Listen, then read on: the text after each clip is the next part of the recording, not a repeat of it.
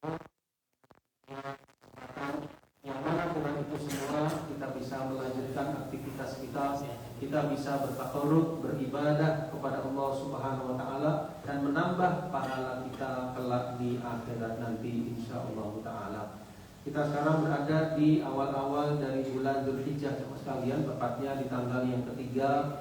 Tentunya hari-hari ini adalah hari-hari yang sangat diutamakan, sangat-sangat dicintai oleh Allah Subhanahu wa taala untuk kita bisa beramal soleh padanya. Sebagaimana sabda Nabi sallallahu alaihi wasallam, "Ma min ayyamin", tidak ada hari-hari yang mana amalan soleh lebih dicintai oleh Allah Subhanahu wa taala melebihi hari-hari ini, yaitu 10 hari pertama bulan Dzulhijjah.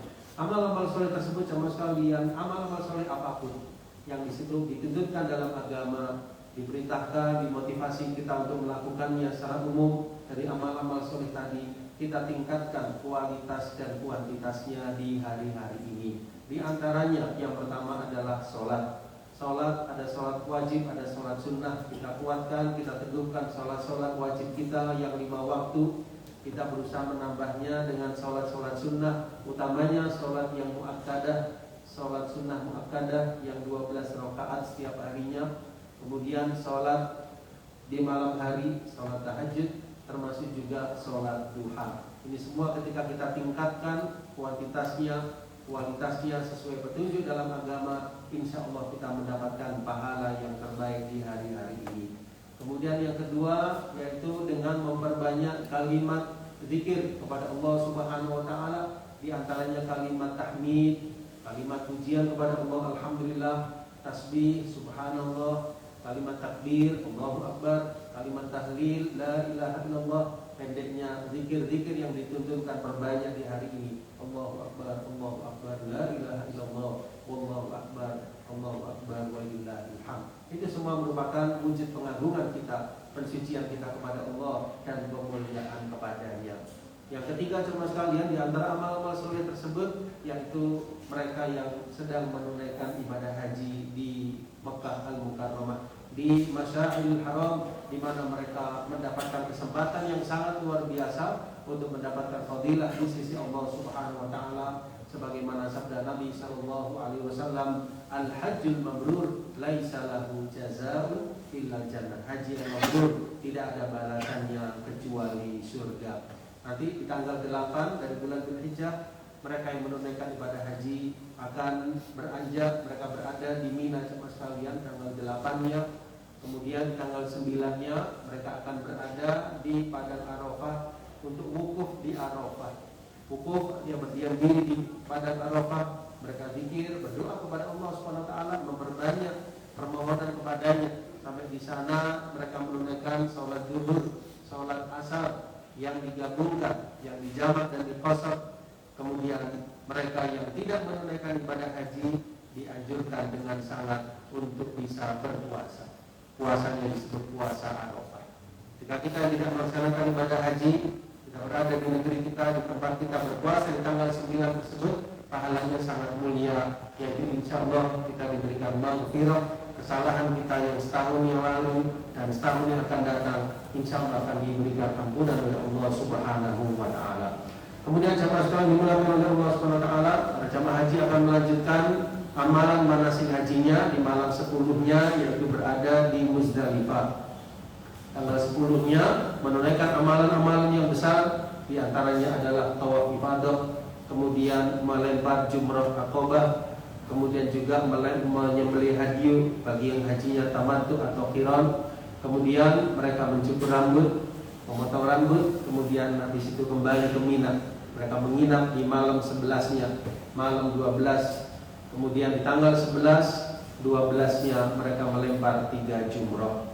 Mereka yang berakhir di tanggal 13, maka mereka menginap kembali, dan di tanggal 13 mereka melempar kembali 3 jumrah tersebut. Ini semua merupakan bagian-bagian penting dari syariat amalan haji yang tentunya mereka yang mendapatkan kesempatan tersebut mengharapkan pahala yang terbaik di sisi Allah Subhanahu wa taala. Dan bagi kita yang barangkali belum mendapatkan kesempatan tersebut, kita berdoa, berazam, bertekad, semoga di masa mendatang diberikan kemudahan untuk bisa menunaikan ibadah haji ke tanah suci. Ma'asyiral muslimin, jamaah salat zuhur yang dimuliakan oleh Allah Subhanahu wa taala, di antara amalan yang lain yang disyariatkan di hari-hari ini selain ibadah haji, yaitu dengan menunaikan ibadah kurban. Ibadah kurban jamaah sekalian artinya bentuk ibadah yang dilakukan seorang hamba dengan cara menyembelih hewan tertentu dari hewan-hewan ternak dalam rangka taqarrub kepada Allah Subhanahu wa taala. Hewan tersebut jamaah sekalian pilihannya adalah unta, sapi, kemudian kambing atau domba. Apabila sapi maka usianya minimalnya adalah 2 tahun. Kalau kambing usia minimalnya setahun, dan kalau domba usia minimalnya setengah tahun. Tentunya ibadah tersebut dimulainya di tanggal 10 dari bulan Dzulhijjah, artinya di hari raya Idul Kurban, hari raya Idul Adha, setelah ditunaikannya sholat Idul Adha. Terus berlangsung sampai tanggal 11-nya, tanggal 12 sampai tanggal 13-nya sebelum terbenamnya matahari. Jadi masa pelaksanaannya ada 4 hari. Orang yang menunaikannya sama sekalian tentunya di antara adabnya hendaknya dia ikhlaskan niatannya karena Allah Subhanahu wa taala. Sebagaimana firman Allah dalam surah Al-Kautsar, "Fasholli li rabbika wanhar." Maka salatlah kepada Rabbmu karena Rabbmu wanhar, dan juga berkurbanlah. Di ayat yang lain Allah berfirman, "Qul inna sholati wa nusuki wa mahyaya wa mamati lillahi rabbil alamin." Katakanlah sesungguhnya salatku, sembelihanku, hidupku dan matiku semuanya adalah untuk Allah Rabb sekalian alam. Itu di antara tuntunan juga jemaah sekalian bagi orang yang berkurban, bagi shahibul kurban, hendaknya tetap di hari-hari ini untuk tidak memotong kuku atau memotong dari rambutnya sampai hewan kurbannya disembelih. Termasuk di antara tuntunannya bagi mereka yang berkurban jemaah sekalian, ketika hewan kurbannya telah disembelih, maka hendaknya dia merasakan sebagian dari daging hewan kurbannya. Saya ulangi, ketika sudah disembelih dan sebelum dibagi-bagikan jemaah sekalian dagingnya, alangkah baiknya dia merasakan sebagian dari daging hewan kurbannya tersebut dan sebagiannya dia simpan. Ini termasuk petunjuk Nabi Sallallahu Alaihi Wasallam. Sebagian yang lain dia berikan kepada fuqara wal masakin, dia berikan kepada tetangganya, dia bisa berikan kepada kerabat dan handai tolannya. Ma'asyiral muslimin, jamaah salat zuhur yang dimuliakan oleh Allah Subhanahu wa taala, kalau memungkinkan dia bisa menyembelih hewan kurbannya sendiri, atau kalau tidak dia bisa mewakilkan dan dianjurkan dia melihat langsung ketika hewan kurbannya disembelih. Dia bisa mengajak keluarganya untuk menumbuhkan rasa kecintaan kepada kurban dan menjelaskan tentang hikmah dari ibadah kurban itu sendiri. Kemudian dikala menyembelih sama sekalian, di antara tuntunannya hendaknya orang yang menyembelih adalah orang yang ahli dalam menyembelih. Kemudian hendaknya dia menajamkan pisaunya sebelum menyembelih hewan kurbannya. Ketika menyembelih sama sekalian, hendaknya dia mengucapkan lafaz Bismillah wallahu akbar, dengan menyebut nama Allah. Allah Maha Agung, Allah Maha Besar. Hadza minka walaka, ini adalah ya Allah darimu, maksudnya hamba bisa berkurban karena rizki darimu, walaka, dan ini adalah sebagai bentuk taqarrub hamba kepadamu. Hadza minka walaka an fulan, ya, kalau hewan kurbannya dari seseorang, dia yang menyembelih sebagai wakilnya, maka ditambahkan ini adalah kurban dari fulan. Bisa ditambahkan doa setelah itu, Allahumma taqabbal minni, ya Allah terimalah hewan kurban ini dari hamba atau dari fulan.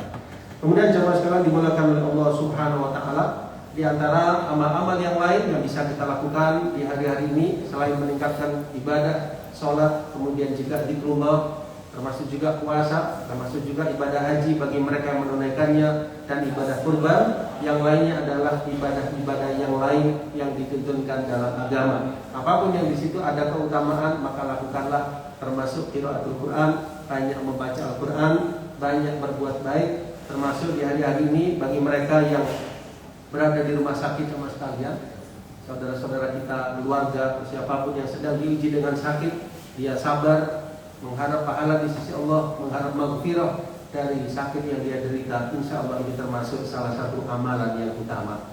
Termasuk juga bagi kita yang merawat saudara kita atau siapapun yang sedang sakit, dia ikhlaskan karena Allah Subhanahu wa taala. Ini juga termasuk amal-amal ibadah yang diridhai oleh Allah Subhanahu wa taala. Pada akhirnya saudara sekalian, kesempatan yang baik yang Allah berikan di hari-hari ini mudah-mudahan bisa kita manfaatkan dengan sebaik-baiknya dalam rangka meningkatkan kuantitas dan kualitas amal-amal ibadah kita.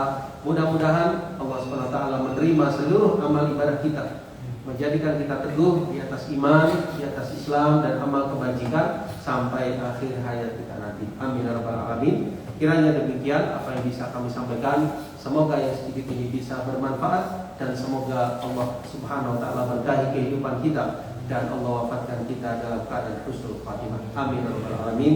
Subhanakallahumma wa bihamdika asyhadu an la ilaha illa anta astaghfiruka wa atubu ilaik. Wa akhiru da'wana alhamdulillahi rabbil alamin. Wassalamualaikum warahmatullahi wabarakatuh.